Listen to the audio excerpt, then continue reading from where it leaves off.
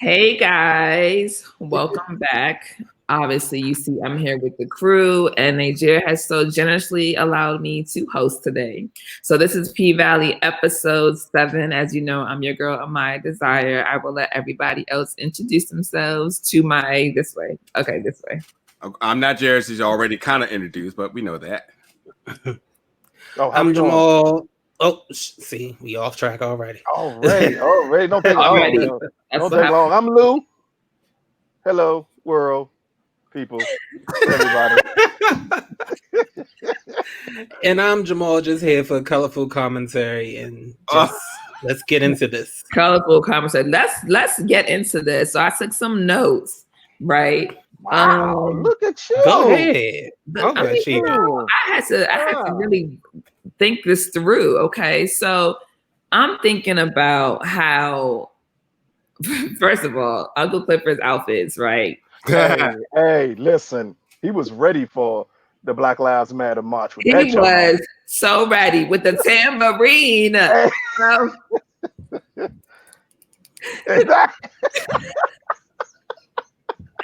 was like, what? I think he's absolutely undefeated in fashion choices this entire season. Not even all television shows. Not just this one, all television shows. I will agree. What do you guys think about that though? So the church, the mammy, the pimp. I'm gonna have to call her the pimp preacher. That's what she is. She's a pimp and preacher. Who is, still getting her own church, I presume, because she did obviously use Mercedes money. But now that Uncle Clifford has bailed her out of jail, they are together and attempting to stop the casino from coming to, where is this again? Because I'm gonna say that shit all over. Chucalissa. There we go. I'm not sure I feel that they're impactful. Well, here's what I'll say. First off, this is episode 7 is the best episode this season thus far. And everything that kind of came into this episode, even talking about fashion choices, has just made this episode just that much more better. But I guess when we talked about this the last episode, I didn't see this dynamic. Now I knew they were going to help each other, but I don't know why I was so foolish to think that this was going to be some type of strategy in them kind of positioning themselves when the casino come. But as we see, this is more of a position of utilizing her statue within the church community amongst the people to prevent a casino from coming. Right. And that's really, really strategical. And like we said, Uncle Clifford, she has been like amazing when it came down to getting all the little pieces together with no money at that. To really, position themselves to make a claim in their land, in their state, and preventing the casino coming. So, like, I guess I didn't see that. I was thinking, like, okay, he's probably going to utilize some church fund money, or maybe going to try to like get what's her name, the mom, to like position the money over to her. Like, I was just thinking all types of things like that. So, like, when I seen that instantly, I was like, oh, this makes much more sense than what my dumbass was thinking. Like this is real. This is something. And like I feel you on the like, is it impactful? Because like that scene wasn't like super powerful as it could have been. I mean, considering Uncle Clifford's fashion statement here and how politically driven that was, you would have thought that whole scene would have been just a little bit more powerful when it wasn't. Yeah. So like I feel you on that. It's like this should have meant something. It was the beginning of the episode, but like it didn't move the way it should. But nonetheless, for what it's doing, it's still like a big power play.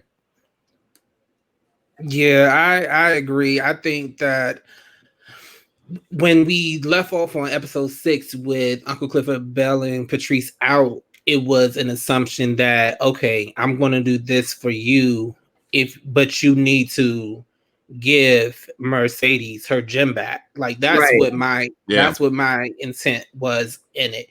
But I also think that there was always going to be something there, regardless of her giving the gem back or not, with them being in cahoots together. And with that power, it was really a power play. Because as it went on later in the episode, you heard Uncle Clifford say, I done used up all my my favors and trying to save the Pynk.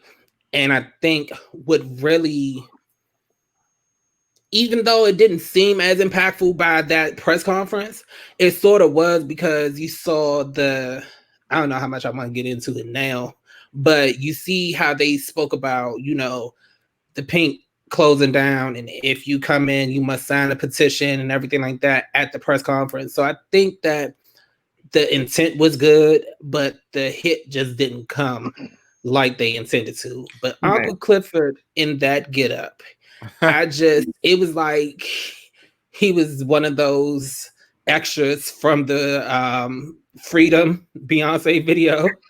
And I just I was here for it until the tambourine. The tambourine, he could have just left that one out, but Uncle Clifford never fails. He never fails. I think for this one, it's weird because when they did come together and make this deal, you were expecting a big, huge spectacle to be made. But what we had to do and had to realize, especially later on in the episode when it actually is mentioned, is that the part of the country they're supposed to be in is the Bible Belt. So if you get someone who a community sees and they see Creflo Woodbine as a strong church leader, and because you see her as a strong church leader, she can persuade a lot of those people to vote against the casino. Because you said Andre later on in the episode told his godfather that he was mentioning that we were going to try to sneak this on the ballot. But now we have to explain to these people what we want to do. I think that's going to show the real impact of Uncle Clifford making this deal with Patrice, is what happens once this goes on the ballot and people get to vote on it, and how these Bible thumpers are not going to want to vote for a casino. Granted, that kind of sounds odd because they already had a Pynk there. So why would you vote against a casino? But we're not expecting logic from Bible thumpers because they just something new they're not going to like. And that's the casino, and they're not going to like it. But as far as Uncle Clifford, listen. The whole outfit, from the fishnet shirt to the part in the middle of her hair, down with the red to the what's that joke called? Shit, beret off to the side like that. Man, I thought I was watching that Fred Hampton trailer for that new movie all over again. Like it was great. That's what makes Uncle Clifford. I can't say his name right. The actor who plays Uncle Clifford. So I'm not going to say it wrong, but this is the best character written on television right now. Not even a question. Not even a question. Like, I haven't felt this strong about a character since I first watched Pose and I saw Billy Porter. And I was like, man, it's weird when you see someone who every time they come on screen, they command attention. And that's the key part. You want a character that's going to command the audience's attention, whether you like the character or whether you hate the character, but you need that character to draw in other people. And that's what the Uncle Clifford character does. And that's something, again, Starz hasn't had that character since James St. Patrick, where they need someone to draw other people in. And look, I'll say this too. A lot of people may not be familiar with his body of work.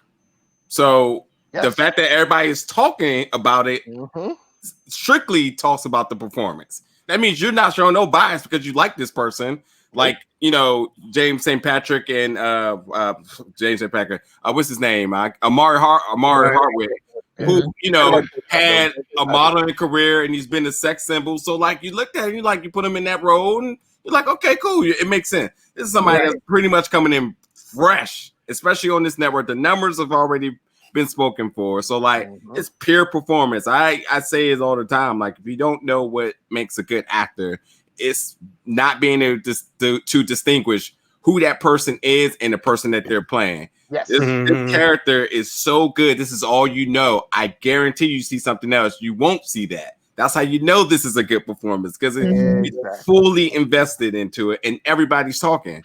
no matter what. And again, the numbers are showing Starz is real happy. Hell yeah. They hit one out Hell the park with P-Valley. Like this is with Power coming to an end. They needed a show like this. They didn't know that. Very much so. And Very for much it to so. happen like this, and it gets the same audience that Power gets. Like you wish as a network. This is the equivalent of the Colts drafting Andrew Luck after having Peyton Manning. You don't expect that type of symmetry in your next project, and it's great that it happened.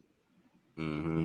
Yeah. And I admit too, the first episode I was not a huge fan of. I thought it was just I thought it was comical till I realized that this is the audience that it wants to attract. It doesn't want to be serious. And even in this scene, the opening scene that we're talking about, you know, as much as this is supposed to be a political statement being made and make fun of the black church all you want, but that's probably as genuine as it is what happened. But Uncle Clifford little segment in grabbing the mic is what keeps the tone of what's happening. As soon as it wants to get serious, it reminds you like, but that's not what we're doing here. Right. You know what I mean? So that's, you know, I'm not digressing from what I said earlier, because I definitely would have still liked to see a really strong statement made, but it kept its settled tone. I'm cool with that, you know? Let me ask you this though. Sorry, I'm real quick. I'm gonna ask you this as far as your opinion about the first episode. Now, you may not have liked it. I enjoyed it, but here's my question. Would you have rather it been set the tone that it had made with that first episode and build up on going greater in the rest of the series, or it been so great in the beginning just to fizzle out? Well, I've seen it doesn't keep you hooked. I've definitely seen good pilot episodes, and I've seen really bad ones. And it was always the question of what does episode 2 do? And episode 2, it brought it full circle. I mean, episode 2 alone was the reason why it got renewed again, because it did so good in ratings. They knew they had something. Like one, it got you in the door, and it made you raise your eyebrows. Like, I mean, we talked about it before we even started reviewing. We was like, yeah, this is not it. But we're talking. Just like, well, let's see what happens next week. It was like, oh, okay. I'm getting with this, and it got better. So, you know, it may not have been their recipe for success, but it sure as hell is working on every cylinder. And I'm pretty sure tons of other shows are looking around like, what do we got to do to capture that magic? You know, because what you say? A lot of shows are looking around. It's looking at P-Valley the same way of saying, oh, so that's how you. Because again, I think. Even though I did kind of just interrupt Najir, but let me just say this real quick. Again, especially for pilot episodes are hit or miss, but you never judge the series off of the first episode, because one, they normally shoot the pilot and then months later they shoot the second episode. So for the first episode of P-Valley, I said it. This is horrible, but interesting, but horrible. By that second episode, you had me hooked. And again, another show trying to get this same type of audience. First episode was bad. The second episode was worse, and it made me leave that show altogether. And I think P-Valley is one of those shows where it knows its audience, and that's because the woman who wrote the play, she made the series, so she knows exactly the type of audience that she wants to command. It's equivalent, and I said it the first episode. And we were all in the chat, and I'm pretty sure, I know Amaya laughed when I said it, and Najir said I was stupid. But I said this reminded me if Tyler Perry made a show with strippers. Absolutely. I still feel about that, the first episode. Knows his audience, and he's going to make it for his audience to be better than anyone else. So with P-Valley, I'm like, okay, you clearly know your audience, and you're saying you're going to come on the board with this because you're going to love this show, especially if you're in my target audience. If you're not, so be it. And this is the way, to me, shows should be made. It should be, if you're not going to like my show because you're not my audience, that's fine. But if I hook up of my audience, I have empire on my hands, and I don't have to worry about anything else. That's what P-Valley did. I'll say one more thing, and I promise it's my last thing for this part, is that I love when shows targets its audience without doing Jehovah Witness moves, ringing on the doorbell, like, hello, folks. You're just like, if you're gonna target your audience, just do it. You don't have to make it, so evident that, hey, we really want Black people to watch this, or like we really want the LGBT community to invest in this, because that's who we want here. That's the audience. But hey, guys, guess what? But I mean, I really hate to go really off the tangent, but that's what Batwoman so bad is that they said we have the first openly lesbian superhero. Please watch this show because that's what's on here. And they forced it so bad. Well, they recast it and pretty much they pilot the first season and they're back to the drawing boards because they tried it so hard to make sure that it was evident that that's what they wanted people to watch. That's what they were doing, and that's all it mattered. The show doesn't even do that. It's a good story and a good series, and the audience that it wants is absolutely hitting it, plus more, because again, the numbers are talking. And it did no advertisement in that way of saying, guess what, folks? The main character is the super fashionista, and you should like it. It just goes up and do the work. So that's my statement. I give it back to the host. I agree with that. I'll take it from here. Wait! You are not going to put on this sexy voice every time we throw it. It's very girl six. Hey, very girl six. Go with it. Okay, go with it. No. So I was waiting to see what Mercedes, how that the transition from obviously Mercedes seeing the news, right?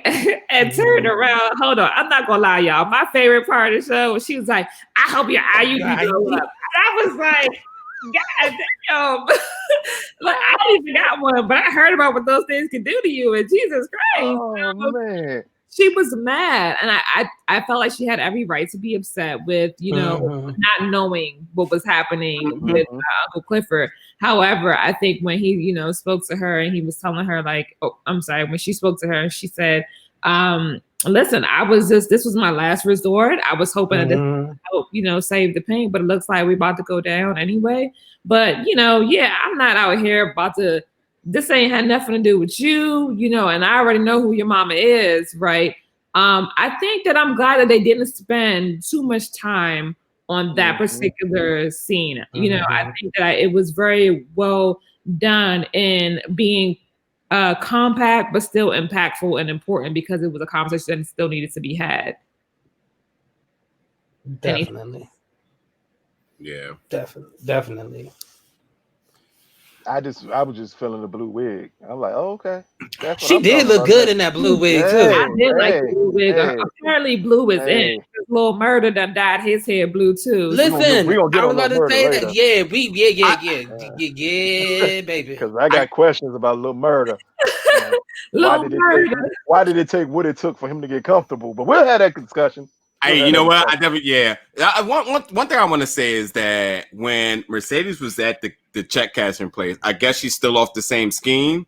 Yeah. A little part of me felt like this ain't it because she's Black going to a Black cashier who we identify each other very easily. That foolishness that she may be trying to pull in other places may get overlooked. So I thought there was about to be a lot more there. Like I swear on everything. I was like, she about to get caught. I did too. That was my exact thought. I said, she about to get caught. She's like, she's out of her game from seeing her mom, and she's definitely about to go to her sister, and she's gonna be like, this ain't. And I was like, and with all of them not being where I was like, oh, this it, and I cannot believe that scene was just only what it was. I swear, I thought a lot more was about to happen right there. So I think I did too. We're programmed by television to believe that tellers care about the people they see every day.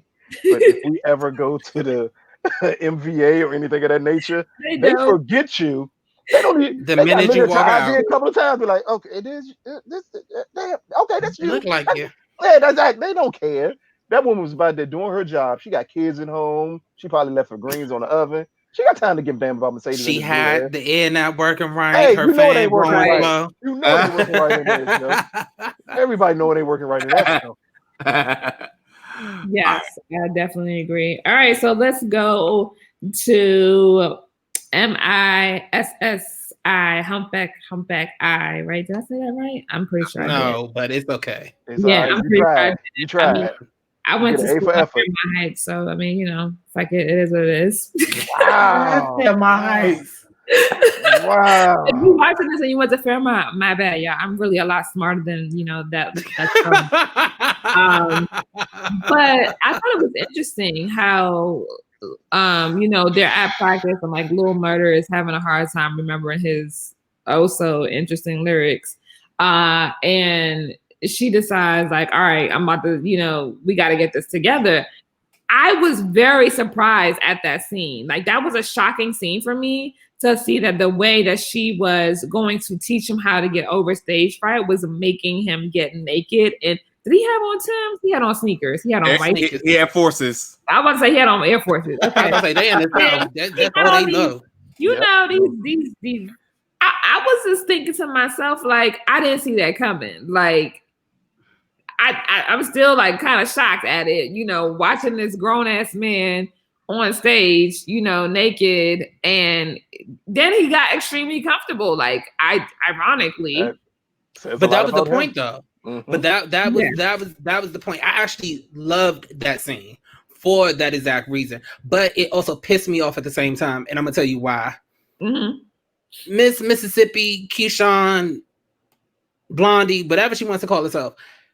I wish she applied that same energy to every other aspect of her life as she does when it comes to getting on that hustle with Lil Murder, because she puts that hammer down and she's like, oh no, we're not about to do this. Like, you're going to give me what is owed, because if it weren't for me, you wouldn't even be getting what you getting now. So show up and show out. But she don't keep that same energy once she leaves Little Murder's sight, because it's back to real life. And I think that if she applied that same energy, she wouldn't be in a predicament she's in with her boyfriend. But to get back to that scene, I loved it because of the fact that it once again showed you the black man being vulnerable and how it feels to him when you take away everything that he uses to make himself stand out. And when he's stripped down to his weakest and he doesn't feel so secure and so comfortable in himself, and what they need to bring them out of that to be able to perform at their best. Because once she got into his head with, just think about how it is when I'm up there and you naked and you don't know how many people's out there and they expecting you to be this. So you can't think about the fear. You got to remember they came to see me. So now I got to show out because I got that in me that they want. You know what I'm saying? I'm the attention that they focus on. Forget that I'm not comfortable. Remember, I'm here to sell something to them. And she mentioned, you selling a fantasy. So it took her to strip him naked, literally, in order for him to get comfortable with himself to go out there. I thought it was an epic moment in cinematography. I was just about to say this shot was unlike anything I've seen Starz do in the shows I watch. So I definitely echo your sentiments on the cinematography. But here's my thing: Keyshawn said that she wanted to be the manager, so she's doing manager things. That's something you never see, as you can see by his homeboys who are nowhere to be found right now. Even the DJ is not even the one that's giving him the same encouragement that he needs right now. But I do not agree under no circumstance that her logic in applying this type of rationality in her day-to-day will prevent her from her incidents outside of this. Okay, so when she had the opportunity to step up for Mercedes, then that was pretty much that. She was taking a chance on herself and went up there and performed and became a megastar. She again signed on to be his Lil Murder's manager, so she's doing so. But I feel like within those walls, she feels most empowered because that's one where she's gained her celebrity. It's where she gains her money. That's where she's safe. And on top of that, she's getting more purpose now because she's managing one of the hottest artists in the area. But I feel like she's so powerless against the boyfriend. And we've seen that like on day to day, a lot of women who are, domestically abused, where logic tells them in all ways to get out, but you can't quite figure out how. And a lot of them are suffering till ultimately they lose themselves or they die. I mean, all types of tragedies have happened. So I love the authenticity here of it being that dynamic where we see how good of a person she can be at her peers when she's in her element. And I'm pretty sure we're going to go back and see her back in the sense of confusion, maybe jeopardizing their little relationship or career choices or whatever from that as well, too. But I just think that's why she's just that much more adamant about helping him here, because this is where she's like, I got purpose now. Like, I'm not just one of the C-tier strippers, and I'm not like the backup no more. I mean, again, when they looked around, they said, we need somebody on stage. She wasn't a direct person to go to. She stepped up and he was like, are you sure? All right, come on. You know what I mean? But like, if she was the option B, like more like who Autumn, instantly inserted herself to be, it would have been no questioning. But Uncle Clifford was looking around like, I don't know who we got here. Hell, I'm about to get up there. So yeah, so like I just think like we're just seeing a blossom of her and her character really defining himself with purpose. But it's to that point, it's so scary to think where they may go with this. Like once she's outside of there and not protected, and then we still haven't seen how the boyfriend's reacting to the celebrity. And like we know, like based on her irrelevance inside the club at the time, he was still taking a beating to her. So I'm just curious to see. But that, again, straight to the point, that scene was really awesome. And if he wants to thrive in his career, he needs people around him like that. That's going to tell him like, I'm up there. I know this. I got a sound to it. I got an ear to the music. I know how to perform. You can't get up here and BS. If you want to trend the way that she probably like, if you want to trend the way I'm trending right now, then you need to do this, So real talk. Yeah, she probably is talking with a lot of experience, and he probably like he's soaking it in, but at some point he gotta be thinking like, but you just got hot. But okay, we're not gonna talk about that. Right. No, I'm your manager. You don't talk back to me. No. You done dropped one hot album in 10 years. You are not gonna need to do all that. But I loved her the speech. The speech was great. And it was right on the money. The nudity just felt forced. Because she didn't need for him to be naked to give that speech. But I understood what she was doing with it, if that makes any sense of what I'm saying. Like, I think because her coming from that lifestyle, that's how she becomes vulnerable. So she figures that's the way he needed to become vulnerable. But that may not be, or it shouldn't have been as easy for him, to me, because amazingly, again, I'm gonna say something that's gonna sound weird to some people. A lot of men are extremely comfortable when they're naked. That don't mean it's going to convey to me being comfortable performing in front of people. Her speech about what you need to do, how you need to focus, that was a great speech. It's just that I got thrown off, not because he was naked, just on the idea of it being necessary. At that time, I didn't see it as necessary. I said, okay, cool scene, great speech, and you add this a little tad bit of shock value in it to draw more people into it. Right. So from the cinematography of the scene and the setup of it, I fully understood it, but I just felt that part was unnecessary. As it pertains to her everyday life, I think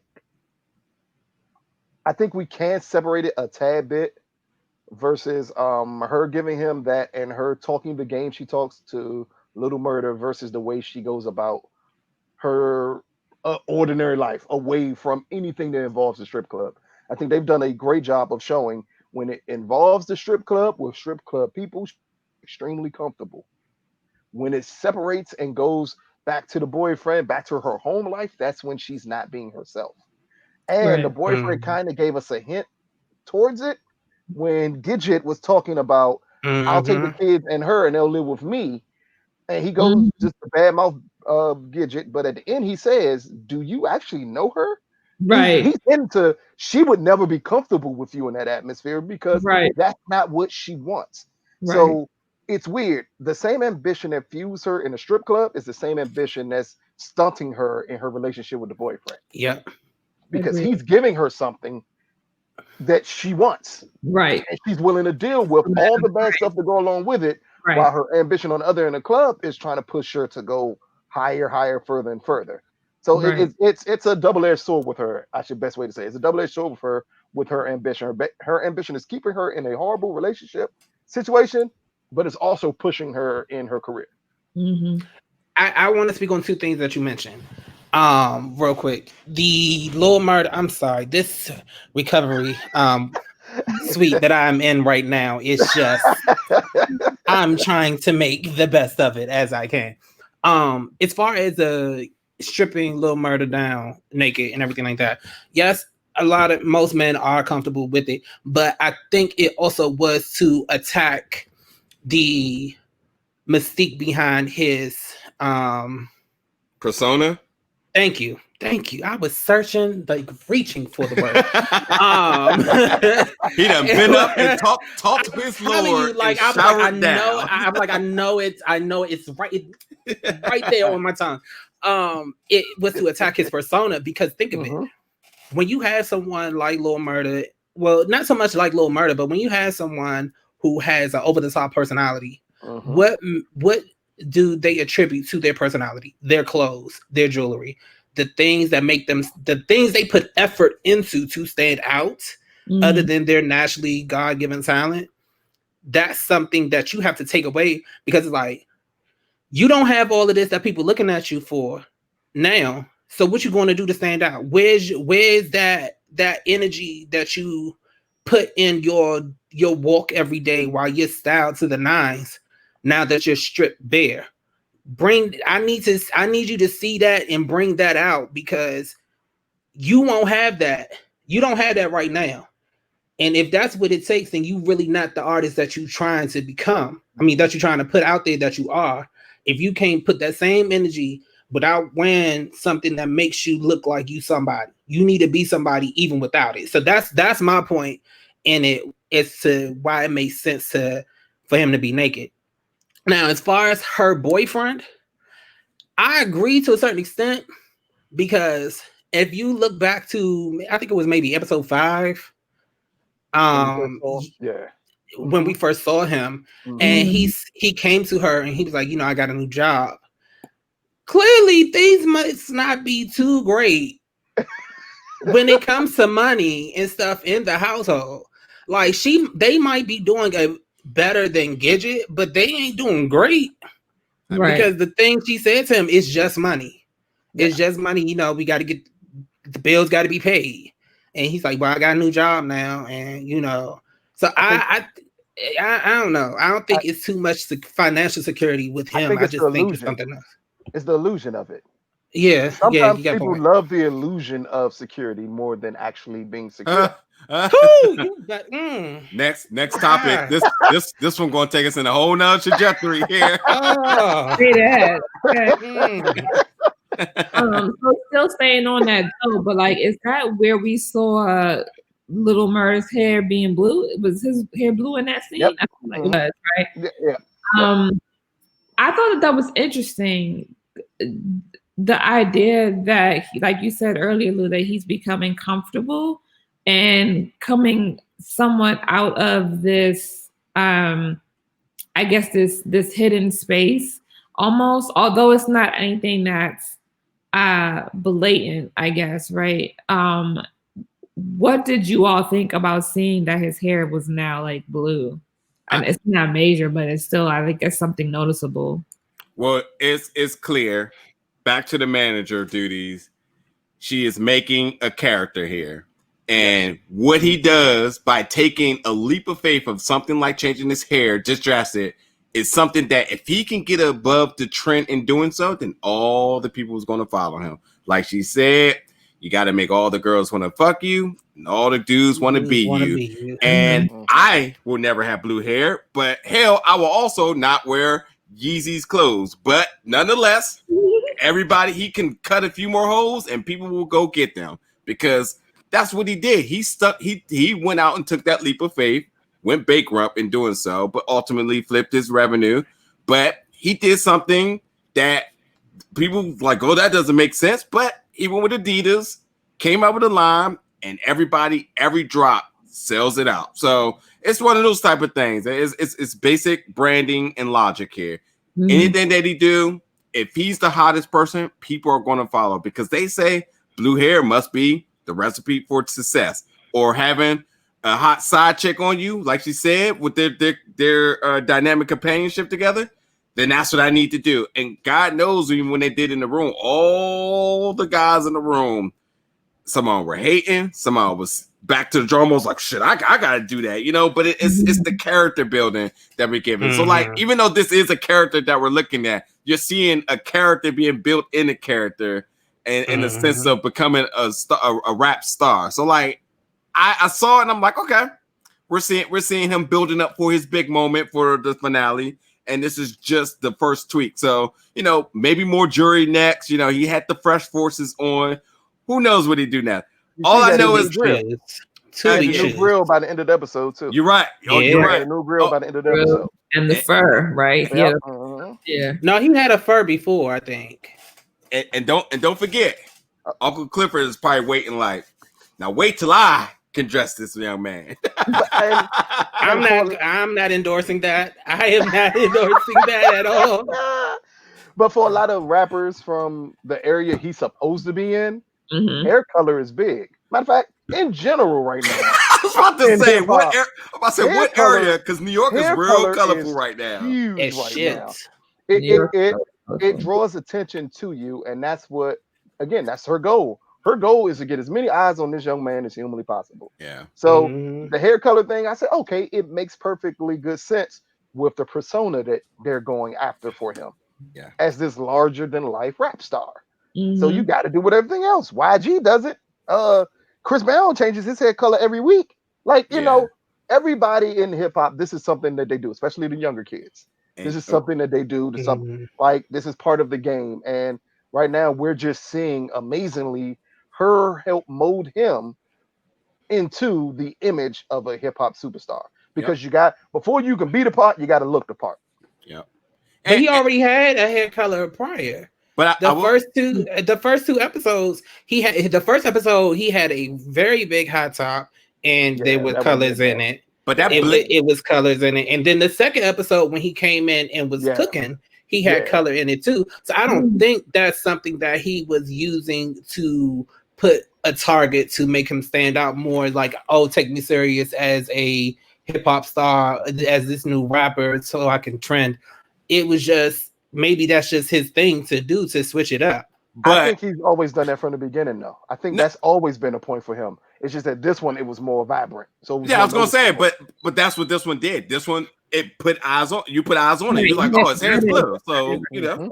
So that's why I think the approach is just a little bit different here. You can tell this is a branding statement outside of the other ones, was it's like kind of fitting in the mode, seeing what everybody else is doing. So you know.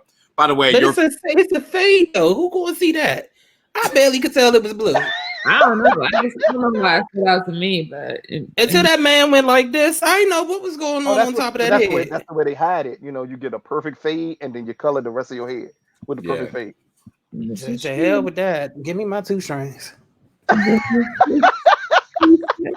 cannot with you, sir. I cannot. You're gonna see the blonde here.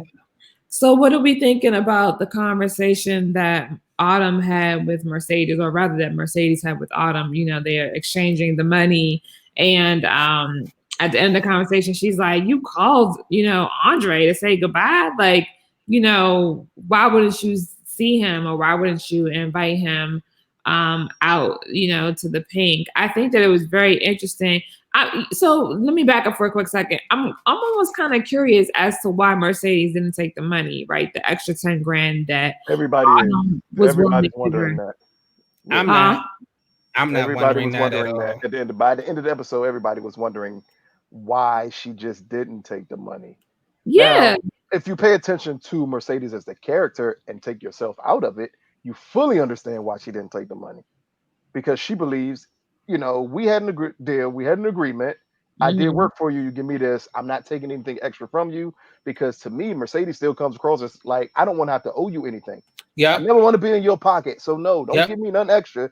Give me for what I worked for, and that's all you have to do. That would make sense. But from 1000%. from the standpoint of the audience, you just like, nigga, did you just give away $10,000?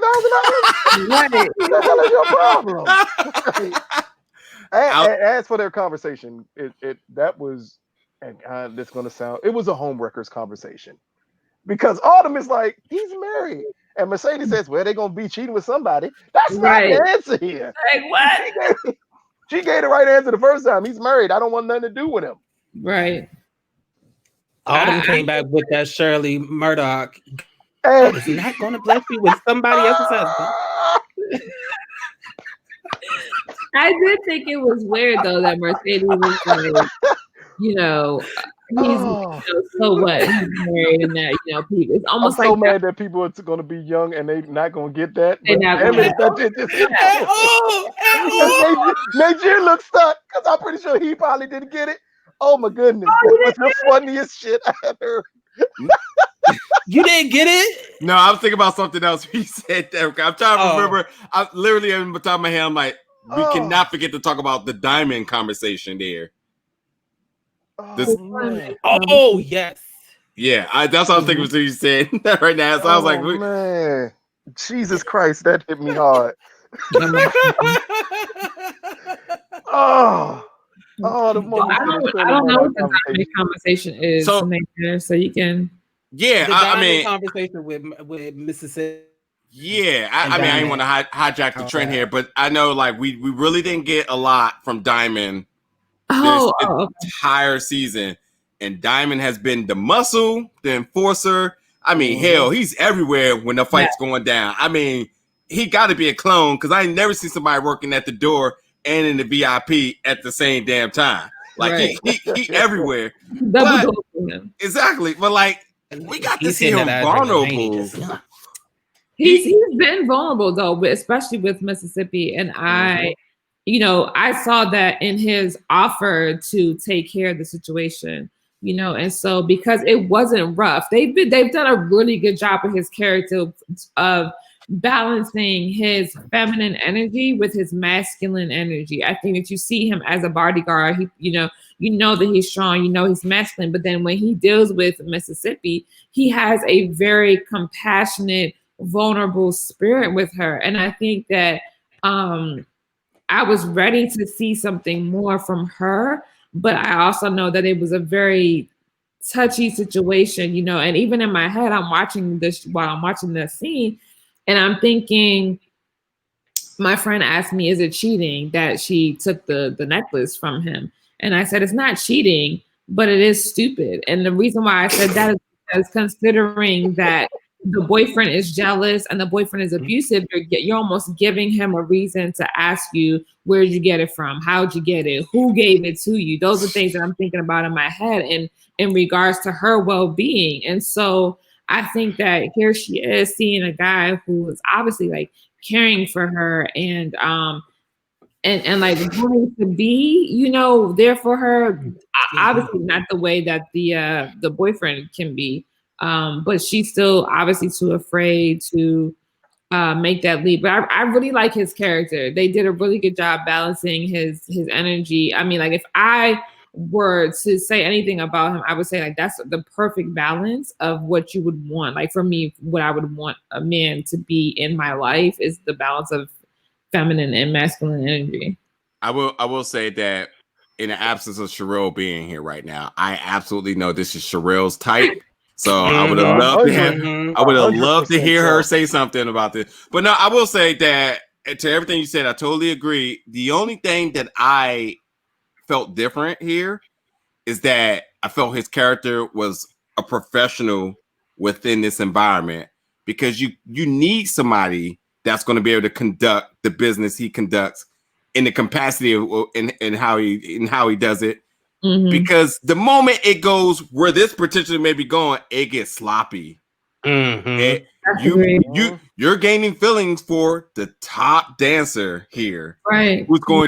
Who's selling illusions to endless people, Mm-hmm. who her style of dancing and whatever happens in VIP room is none of your business. Besides being an enforcer, she's also boosting the hottest rapper, and you're taking yourself out of the professional, because even I think, wanting to make sure that your employees are safe, I think that's still professional. You know what I mean? Because he understands the circumstances, and he never overstepped it either. He said, "This is what you need. I got you." Right. You know what I mean? But this here is a whole new step here. Could this also confirm the attraction, the desire, and the unprofessionalism to his T? So I mean, I hate to say it, but he just became just a straight nigga here. We knew he was one, though. We knew he was one. I didn't.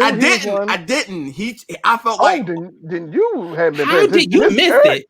I mean, he been this way this whole time. I mean, come on now. He still got eyes. I get that, but I mean, like, he's never overstepped anything until this moment here. He offered to whoop her boyfriend's ass, but he didn't overstepping then. But did he go white knighted? Did he go and do it? Did he overstep it? He been trying. He's been trying. He's been tiptoeing the shit around that box, bro. Hey. He could have on site plenty of times if he wanted. I mean, I think it was the opportunities though, because on the other times where it seemed like he would say something, someone always came to interrupt them, so he couldn't get out what he wanted to get out. And I mean, we've heard this story before. Terrence Payne made a song about this called "I'm in Love with a Stripper." It happened. Not Terrence Payne. Yes, go in the corner. Please go in the corner. Please. So he's clearly in love with her, but he's been in love with her from the beginning. Right. Yeah. And he's wanted to be with her, and he's wanted to be her white knight. It's just that she kept on coming off that she didn't want that. But now she is more receptive to it, it seems. Yeah. So that's what makes it more interesting. My man gave more receptive to it. Man gave her the chain. He must have been looking at Little Murder like, man, let me do this before he do it. Hey, like, I got the hottest zone in the game wearing my chain. He's so stupid. But there was another opportunity that he did have a chance, but like Lou said, somebody interrupted. But because when she was happen. But not. I'm not talking about as far as defending her. I'm talking about as far as coming onto her. Yeah. Because when they were practicing, and she was like, "My wrist is hurting," because she had just gotten her ass whooped by the boyfriend, and he took her in the back and was like, "Oh no, this is a homemade remedy or something like that." Right, and there was a moment, and then the baby started crying or something, and they was like, "Come get your baby," because they had that intense look into that was episode 4, and it was just. I don't know. I think the opportunity has been there, but I think he's been too much of a gentleman and trying to understand her situation and not put her in a predicament where she has to be forced to choose. I think that was the intent in the beginning. Now, hold on, because I see where your mind's going. No. It ain't going there. Trust me when I say it's not going there. I'm silly. Okay. And the song popped into my head, and I'm silly. You still thinking about T-Pain? Okay. I'm with you. I understand.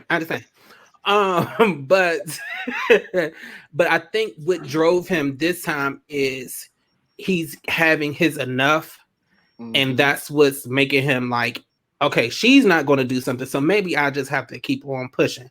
As far as what you spoke on, Amaya, about his vulnerability and everything like that, I think the reason why he is so soft-spoken is because of the fact of what he's been through prior to being the bodyguard at the Pynk. Right. Because you saw him touch on that when he was mentioning giving her the chain and who had it first. Yeah, I want to jump in there right on that point real quick, because that's exactly what I was about to say, is that when you talk about you liking a character like I need to this, clean off my can. we don't ever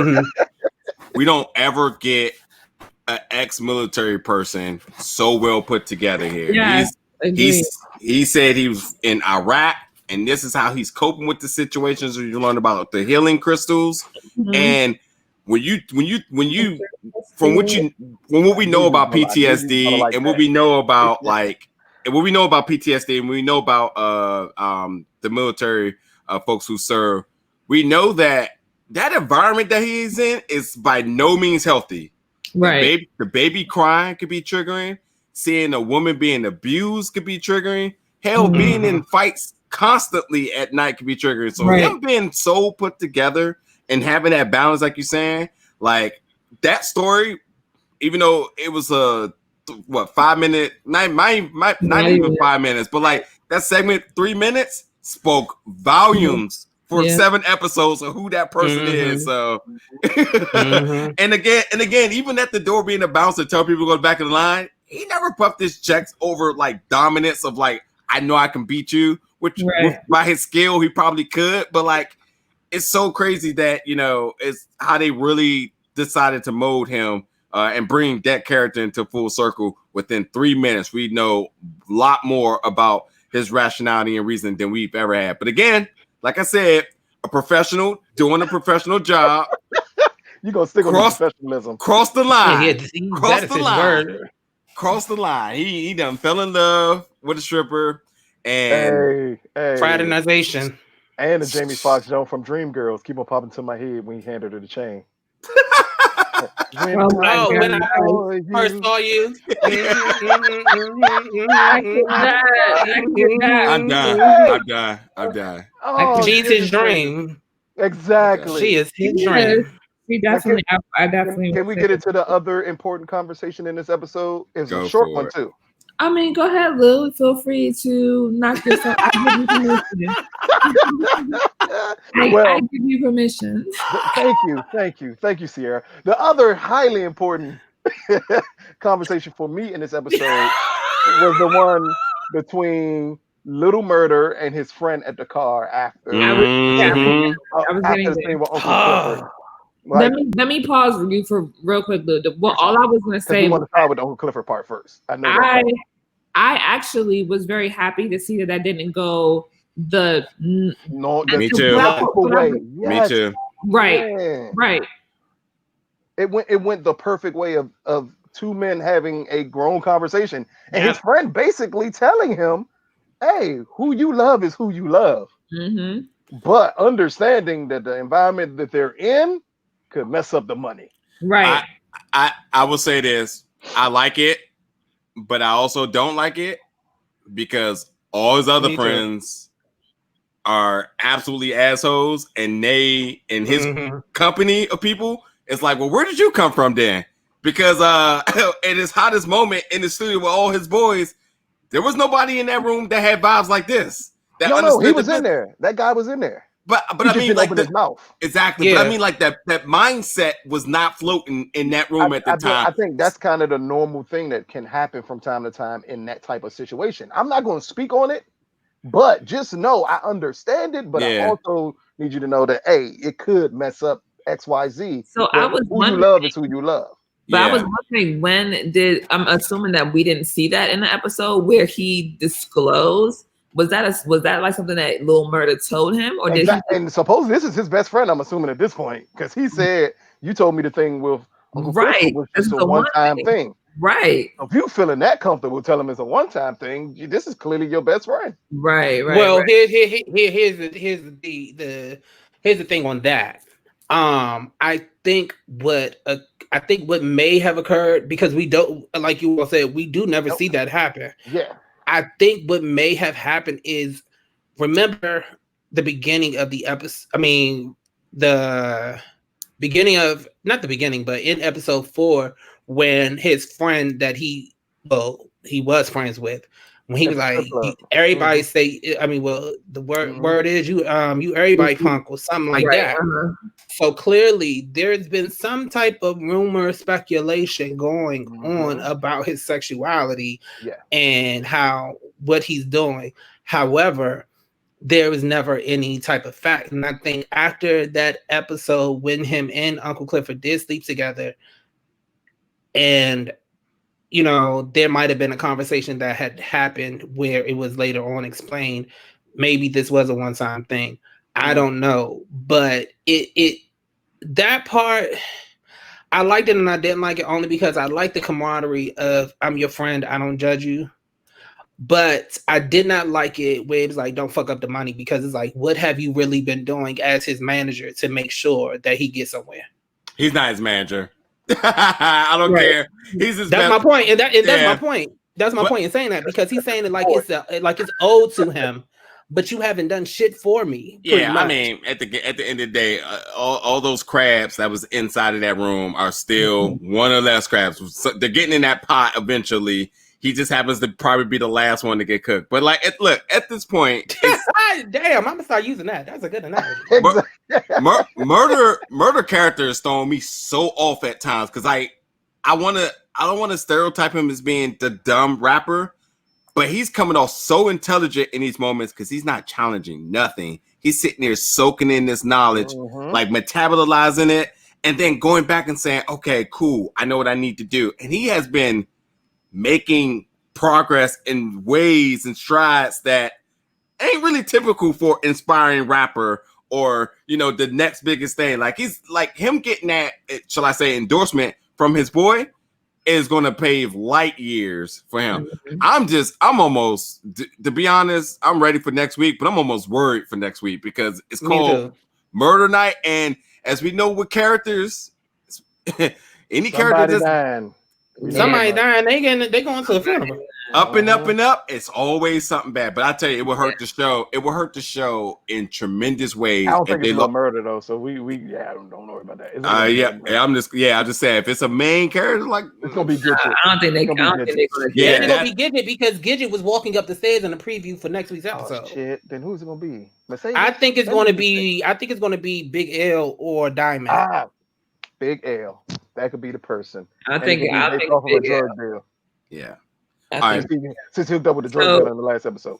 So to wrap it up, without further ado, this last point for me was I'm gonna just rattle it off, and then you guys can just take it in. So the situation with Autumn at the end, with Mercedes calling her over, and you know, Autumn walking over like it's just a regular gentleman, to then be faced with the man whom she shot, who, you know, whose money she's been stealing. One of my biggest things is that Mercedes sees the discomfort and the fear and almost like that's the scaredness in Autumn's face, but still does not in any shape or form, I'm guessing as of right now in this episode, hasn't like gone to check on her, hasn't like nothing went off, you know, to say like maybe she's in danger, she's in trouble.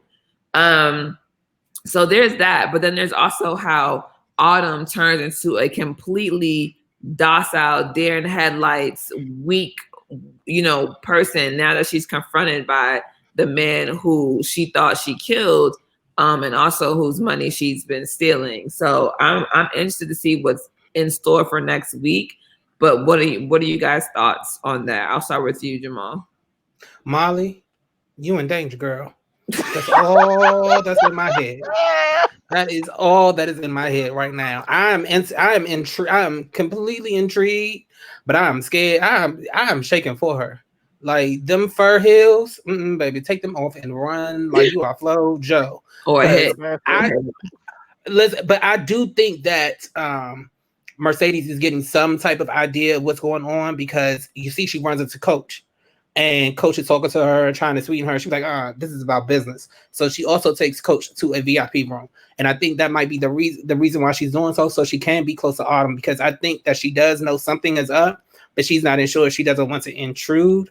But at the same time, she just wants to be close just in case something does happen. But Autumn need to get she girl. What about you, Major? I'll say this. Don't worry about it, because sex fixes everything. As we seen one scene before this, that You can just go from the whole ass podcast. you can just have your girl, have your wife at the hotel while you fucking around doing some other stuff. Come in, take care of her, and it's all good. All them and the guy, they fine. They're gonna go back into paradise, and she gonna lay it on them, and then all that money she been stealing, it won't matter. So at least the concern here. I don't know what. I don't know which. I don't know what. Listen, I paid attention to two things in this scene. First, when he gave Mercedes a stack, it looked like it was about $500 because those were number 20s, and he just gently picked that shit up and put it in her hand and said, "Thank you." I said, "Oh, this nigga got money." But when they go back in the room, I think she became the docile person is because of the immediate fear that kicked in. Or is it just her acting? Because I seen this deer in the headlights. Look, no. And the only reason we know it's not is unfortunately because a part of the preview for the next episode. When the next thing he says is, "Where is my money?" And then we see Mercedes fighting someone in the VIP room, which I'm assuming is him. So we know it's not going to end well because he's been searching for her. Sex ain't going to do it. Ain't no amount of P-Valley that's going to make up for the hundreds of thousands of dollars. Listen, like it ain't enough. It ain't enough. Good enough. Exactly. He ran her down. He went to a police station to put her up as a missing person just to find where she was at. Yeah. And he ain't looking for sex. He's looking for money and whatever control he's accustomed to having over her. That's what rehashes her fears all over again because they haven't really touched on it a lot, but it's clearly was an abusive situation that she ran in the first place. Yeah, I agree. But I will say what Niger picked up on, because I totally forgot, and my bad for that. The scene with Andre in the room and his phone ringing, and then Autumn answering the phone for him, and it being his wife, and he's like, "I'm in my room," and she's like, "Clearly you're not, because I'm in your room." I'm in your room, and him running back to the hotel room and instantly, pretty much the sex he wanted to have with Autumn, he's having. Nah, he was going to do Autumn better than he did his wife. No, man. He put a mask on his wife that night. Hey, when he said don't run from it, that's not passion. He would have made love to Autumn. Right. He was just he smashed the wife like she was a side chick and she was just something in. Yeah, I will agree with that because that little 3 minutes and 55 seconds wasn't it. Damn, you were counting? Were you living vicariously? And as we saw in episode 2 of what he thought his sexual experience with Autumn would be, it was nothing like that. That's true. That's very true. Like that was violence. That was violent. That was rape. That was violence. That was rape culture. Yes, exactly. Oh Lord. But we didn't even touch on Uncle Cliff and Uncle. I said Uncle Cliff and Uncle Murder. Little Shit, Murder. It's about to be Uncle Clifford and Uncle Murder. Shit. Yeah. When they everything he did for her, because that was beautiful. It looked like a goddamn car has it. I tell you that damn she got all the fucking lights in my goddamn car. And it's an old car at that. Lots of steel and rust. How you got enough electricity to power up all them damn lights? Hey, better check the battery that next year. Gonna start when they get home, but I mean the next time when they about to leave to go home, man, they gonna start. But that was still a beautiful scene to have. It was. It really was a beautiful scene. And to pick. Hold on. Because you mentioned the car, we forgot to talk about the fact that as feminine as Uncle Clifford is, his ride. Listen. Yeah. That joint, when I seen that, I said, ooh, like I would not have expected it. She still has that hood rich mentality, like I can ball with the best of y'all. I just knew it was gonna be a Kia Optima or something. Optima or Kia Optima. A Honda Accord, something. I ain't know. No, Civic. Uncle Clifford was bringing it like that.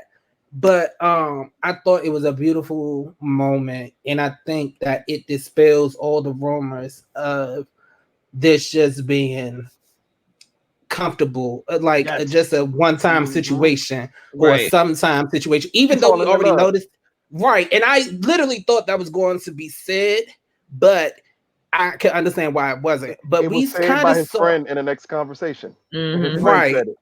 right. But I think it also dispelled that rumor once Lil Murda went to Uncle Clifford's house and was chilling with grandmother. I'm not Yes. saying grandmother any other type of way other than grandmother. Grandmother. That is it. That's That my is takeaway. crazy. Yeah, I definitely agree So that it was romantic, and it was it shows that it's more than sex, and that it's not just Mhm. and I actually like that dynamic. There's a lot of things that I love about this show, that they've done a very good job at not being cliche, not doing what we expect, which allows us to have a different dynamic of what we think these relationships and things of that nature can actually, be. So I really enjoy that. I'm sorry. No? I gotta say something. Damn. I just remember something. Patrick Ian Polk is one of the creators and behind the scenes people of the show. mhm. Mm-hmm. That scene was not an original concept. That scene has been done before with Patrick Ian Polk's show Noah's Ark. In the Okay. same scenario, the same type of dynamic, also because Mm-hmm. Noah was openly gay and flamboyant, and he got with the guy that was not, who was not gay, but ended up being with them. And there was it's a very similar, like even the car damn near is almost the same. Oh, But wow. it's still it's been done, but I still think it was great. It just popped into my head. My bad. I'm sorry. No, it's fine. And on that note, I'm gonna pass it back to Niger, who so graciously allowed me to host today. Nah, I'm done. I don't have nothing else to say. You could have did it, but yeah, that's definitely it for episode 7. So we'll be back for the finale for episode 8 next week. Murder Night's gonna be crazy. We're already hyped for it, but yeah, obviously you got to tune in, subscribe, and let us know in the comments what you thought about episode 7. What are you expecting for episode 8? Give all these lovely people follows in the description, and then until then, everybody be safe. Wear your damn mask, and we'll see you then. Wear your damn Awesome. mask.